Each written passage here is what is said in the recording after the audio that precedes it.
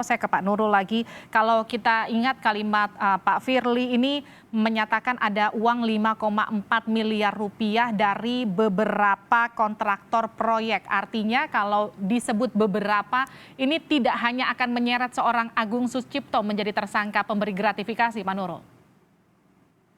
Ya, sebagaimana hasil pemeriksaan, jadi memang semula pada saat tangkap tangan itu semula hanya dari dua pihak ya, yaitu AS dan HS.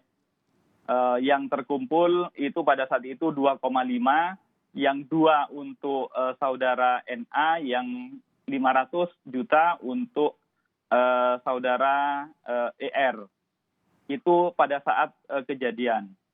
Kemudian pengembangan kasus pada saat pemeriksaan memang kemudian dari para saksi tersebut terkoreksi bahwa ada sekitar 5,4.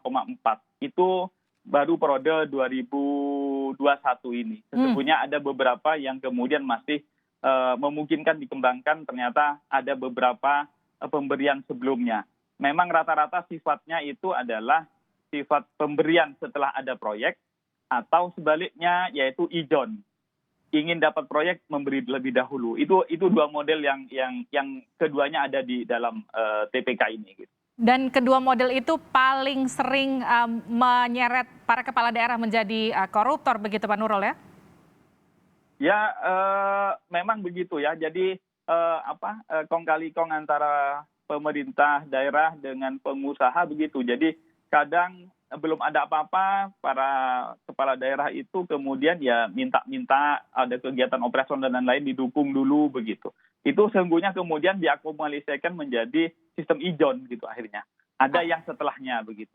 Oke, ada istilahnya pemberian ucapan terima kasih seperti itu, ada juga dengan sistem ijon. Bu Siti Zuhro, kalau kita catat-catat ini dari 2005 ya, kita melaksanakan pilkada serentak, pilkada langsung begitu maksud saya, ada 427 kepala daerah yang sudah menjadi tersangka korupsi. Bu Siti, angkanya besar sekali nih Bu. Sangat besar. Jadi sangat besar, oleh karena itu memang menurut saya ini sangat serius ya. Kita sedang mengalami bencana korupsi di semua cabang kekuasaan, baik itu di legislatif, eksekutif, yudikatif, dan bahkan di Pemda-Pemda, terus di institusi Pemda juga ya, OPD itu. Jadi kalau ini dibiarkan, artinya ini demokrasi yang sangat tidak sehat, karena pilar demokrasi, salah satu pilar demokrasi itu adalah pilkada atau pemilu nasional, itu kan. Kalau yang dijadikan rujukan, acuan adalah pilkada sebagai pilarnya penting dari demokrasi, hasilnya seperti ini, tentu ini akumulasinya akan sangat negatif nanti. Dan ini merugikan negara bangsa kita. Karena asumsinya kita menjalankan sistem demokrasi itu kan harapannya memberikan dampak-dampak positif, terutama terwujudnya tata kelola pemerintahan yang baik. Kan bukan bad governance, tapi good governance. Jadi pemerintahan yang transparan, yang akuntabel. Ini kan sangat diharapkan gitu. Artinya apa? Pengawasan itu efektif. Tadi disebutkan oleh Bapak Komisioner KPK bahwa Mas Nurul ternyata pengawasannya kurang memadai, kurang efektif, tidak fungsional. Sehingga apa? Mengapa? Karena memang pengawasan itu melekat pada dirinya. Itu tidak mungkin.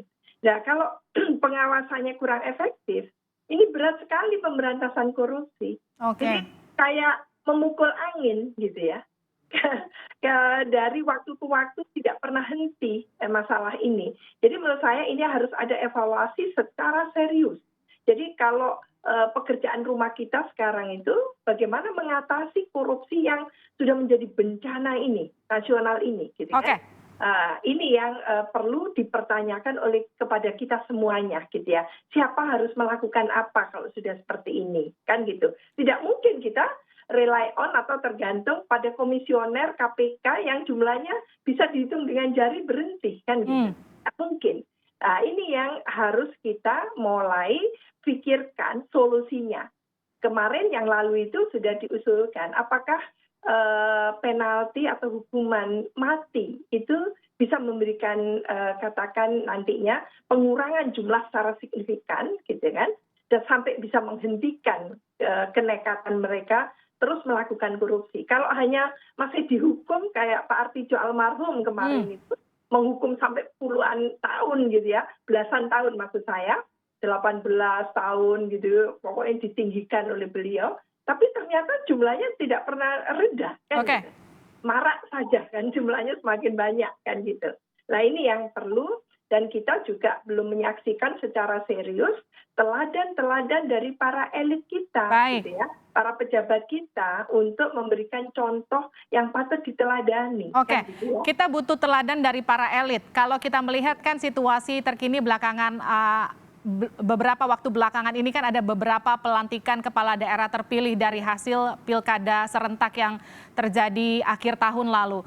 Pak Nurul, bisakah kemudian ini menjadi trigger yang dilakukan KPK untuk memberikan alarm paling tidak bagi mereka kepala daerah terpilih yang baru dilantik kalau kalau Anda korupsi, Anda akan bernasib sama? Mungkin iya, tetapi kami tidak yakin begitu karena sebagaimana kami sampaikan sesungguhnya korupsi di Indonesia ini bukan masalah hukum saja.